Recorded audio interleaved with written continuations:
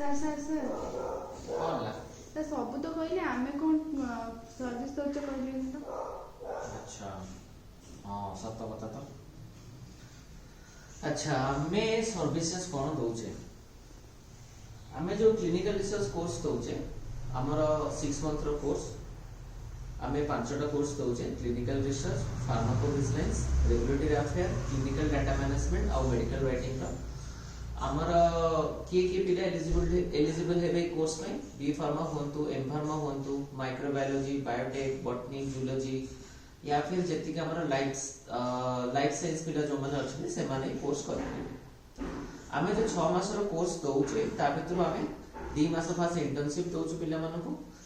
Internship समय रे पिला मानको स्टाइपेंड भी मिलुची और किछि किछि कंपनी स्टाइपेंड दौ नांती किंतु 4 मास परे से माने परमानेंट करके 12000 15000 सैलरीज भी दौचंती। किछि किछि कंपनी स्टाइपेंड भी दौचन 7000 कि 8000। कहबा रीजन होची एया हमर जो 6 मंथ रो कोर्स अछि आमे 2 मास फास्ट क्लिनिकल रिसर्च पढेला परे पिला मानको इंटर्नशिप दौचु पिला माने साइमल्टेनियसली इंटर्नशिप करेंगे साइमल्टेनियसली बाकी क्लासेस भी पढ़ेंगे। तो 6 मास जो पास आउट हेबे ना से माने फ्रेशर हिसाब रे अपेक्षा से माने एक्सपीरियंस हिसाब रे बाहर कहबा पॉइंट होची एया जने क्लिनिकल रिसर्च रे एक्सपीरियंस करले जने फार्माकोविजिलेंस हो रेगुलेटरी अफेयर हो किबा डाटा मैनेजमेंट हो से को लाइन दे भी बसी पाइबे है ना। तो हमर आमे 2016 रु खोलिलु हमर 9 वर्ष रे इंस्टीट्यूट खोलिबार या भीतर हमर 23 किबा 24 टा बैच हमर गलानी जेते बेले आमे नुवा नुवा खोलिथिलु एटी क्लिनिकल रिसर्च रे एते किछि नथिला जॉब्स अवेलेबल भी नथिला बट एबे भलो कथा कोन बहुत सारा बाहर कंपनी आसी प्रोजेक्ट्स करूछंती आ प्राय तो हमें 3-4टा बैच पिला को हम एठी इंटर्नशिप करे के पिला मन को प्लेस करे पारू। अच्छा आ गोटे कथा कोन आमे खाली इंस्टीट्यूट नो आमे भी जे क्लिनिकल ट्रायल प्रोजेक्ट्स करूछु वर्तमान 9 वर्ष भितर आमे अराउंड 9टा कि 10टा क्लिनिकल ट्रायल सारिलुनो। तो जने चाहिए ऑफलाइन रे क्लास करि परिबे या फिर ऑनलाइन रे भी करि परिबे। ऑफलाइन कले बेटर होबो काहे ना ऑफलाइन कले कोन एक तो पाठ भलो रे पढि परिबे प्लस आमे जो सब कोर्स आमे जो कोर्स को जो प्रोजेक्ट सब करिछु से प्रोजेक्ट देखिले तांकर भलो आइडियाज भी आसीबो। तो बेटर होबो कोन ऑफलाइन करिबा। हां जने जदी आसी न पारुचंती तारे से 2-3 मास जो टाइम पीरियड सेति को ऑनलाइन करंतु बाकी जेते आसीबे इंटर्नशिप पय सेते बेले आसीके इंटर्नशिप करि परिबे।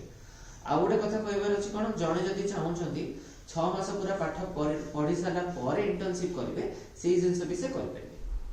तो एबे कहबा रीजन आमा जस्ट हम बैच स्टार्ट करिया को जाउछु नेक्स्ट मंथ फर्स्ट वीक को जदी के इंटरेस्टेड अछंती से माने आसंतु और जदी तांकर किछि डाउट्स अछि से माने हम सहित कांटेक्ट करंतु आमे ताकर डाउट भी क्लियर करिवो आ केमिति कोन करिवे इंटर्नशिप केमिति करिवे से जिंस भी भले के बुझेबो। यार देखो आ गोटे कथा आमे बेसी फोकस खाली थ्योरी पर न करिकि मैं प्रैक्टिकल ऊपर एथि फोकस करूछु काना ए एक्सपीरियंस थ्रू रे से माने आईटी फील्ड से कनेक्ट हे परिबे जेते एसेंचर हो कॉग्निजेंट हो विप्रो हो बहुत सारा जगह हमर बहुत सारा पिला काम करूचंती जो माने हमर 3-4 वर्ष एक्सपीरियंस हेलानी भुवनेश्वर भीतर कथा कहूची से माने को 25-30 हजार सैलरी मिललानी जो माने हमर पुराना बैच 17-18 बैच से माने को जेतु 4 वर्ष 5 वर्ष एक्सपीरियंस हेलानी से माने को लाख 1.5 लाख सैलरीज में मिललानी काहे कि जेतु हमरा आईटी फील्ड से कनेक्शन अछि ए फील्ड रे एक तो जॉब बहुत भलो सैलरीज बहुत भलो और इधर ग्रोथ मध्ये बहुत भलो अछि।